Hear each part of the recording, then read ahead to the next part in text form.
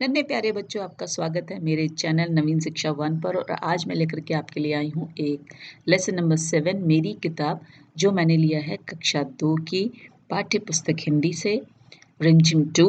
और चलिए पढ़ते हैं पहले हम अपनी इस कहानी को, क्योंकि बहुत मज़ेदार लग रही है कि एक बच्ची है जो इतनी सारी किताबों के बीच में खड़ी हुई है और कुछ अचंभित फॉर्म में है। अचंभा उसके मन में आ रहा है, क्या है देखते हैं। माँ ने वीरू को एक संदेश देकर अपनी बहन के पास भेजा। मौसी ने प्यार से वीरू को अंदर बुलाया और बैठक में ले गई। बैठक में कदम रखते ही वीरू अचरज में ठिठक गई। उसने सोचा, बाप रे, इतनी सारी किताबें! वहां नीचे से ऊपर तक किताबों से भरी खानों वाली 2 लंबी दीवारें थीं। वह आंखें फाड़े देख रही थी। अंत में उसने साहस करके पूछा, क्या आपके पास बच्चों के लिए भी किताबें हैं? मौसी ने कहा, हाँ, यह देखो, यह वाला खाना और यह वाला। वीरू ने हैरानी से कहा, इतनी ढेर सारी किताबें! मेरे पास तो इतनी किताबें नहीं हैं। मौसी ने कहा, यदि तुम चाहो तो मैं पढ़ने के लिए तुम्हें कुछ किताबें दे सकती हूँ। तुम्हें किस तरह की किताबें सबसे अधिक पसंद हैं? वीरू ने धीरे से कहा, मुझे नहीं मालूम।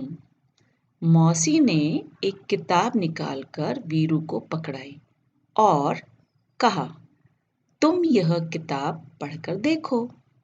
वीरू घबरा कर पीछे हटी और बोली, बाप रे, यह तो बहुत मोटी है। मौसी ने सुझाव दिया, अच्छा, तो फिर शायद यह वाली ठीक रहेगी।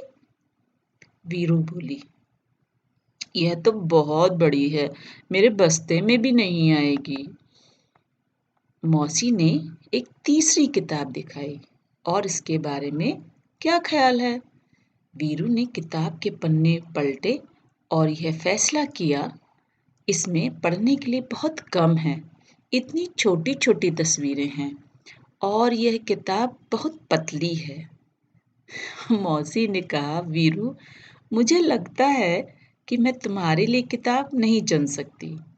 ऐसा करना, अगली बार जब तुम आओ तो अपने साथ एक फुट्टा लेते आना।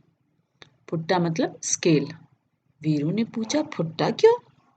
मौसी ने हंस कर कहा, तुम्हें जितनी मोटी किताबें चाहिए तुम नाप कर ले जाना, ठीक है ना? वीरू ने माँ के भेजे हुए कागज को मेज पर रखा और भाग खड़ी हुई। तो देखा, मजा आया ना इस कहानी में? तो बच्चों को किताबें जरूर पढ़ते रहना चाहिए। किताबें पढ़ने से हमारा ज्ञान बढ़ता है। बातें किताबों की। अब देखिए, इसमें 3-4 किताबें आपको दी गई हैं। उनका पहला प्रश्न भी दिया गया है कि उसका क्या नाम है। अब इनमें से आप कौन सी किताब पढ़ना चाहेंगे और क्यों, ये ज़रूर लिखिएगा, क्योंकि आप सबसे पहले किताब का पहला पेज देखते हैं, उसका फ्रंट जो होता है, तो उसको आप क्यों लाइक कर रहे हैं ये ज़रूर आप उसमें लिखेंगे। तो इसलिए मैंने इस काम को नहीं किया, ये आपका अपना काम है। अब हम आते हैं नेक्स्ट क्वेश्चन पर, जिसमें है नाप तोल। मौसी ने वीरू को फुट्टा लाने के लिए क्यों कहा? क्यों कहा? क्योंकि किताब की मोटाई जिससे वो नाप सके, पतली है कि मोटी है, या बहुत बड़ी है या छोटी है। अब देखिए, इतनी अलग अलग चीजें आपको दी गई हैं, इनको हम किस चीज से नापेंगे? कपड़ों को किससे नापते हैं? इंच टेप से। आम को तराजू से, मेज को स्केल से, कागज को स्केल से और पानी को लीटर से नाप सकते हैं। ये बच्ची तो किताबों के बीच में ही खो रही है। अब आओ खेलें अंत्याक्षरी। ये खेल तो आप बहुत खेलते हैं, अंत्याक्षरी वाला, लेकिन इसमें कुछ अलग तरीके का खेल है कि अब तक हमने जितने भी शब्द सीखे उनसे हम इन आगे खेल को बढ़ाएंगे। अंत्याक्षरी मीन्स अंत वाले अक्षर से नया शब्द बनाना, आखिरी वाला शब्द। जैसे पहला शब्द है किताब, तो ब इसका अंत वाला अक्षर है, तो हम लिखेंगे बंदर। अब इसका आखिरी शब्द क्या आ गया? र से रस्सी। स आ गया सांप।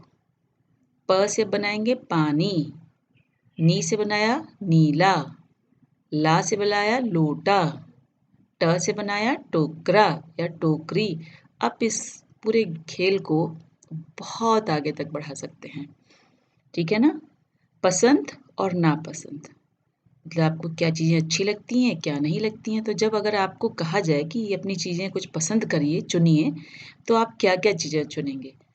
जो अमूमन बच्चे चुनते हैं वो मैंने लिखी हैं, अगर आप इसमें कुछ और भी जोड़ना चाहें तो जोड़ सकते हैं। पेंसिल, कलर, आइसक्रीम, कपड़े और भी बहुत सारी चीज़ें हो सकती हैं जो आप इसमें चुन सकते हैं।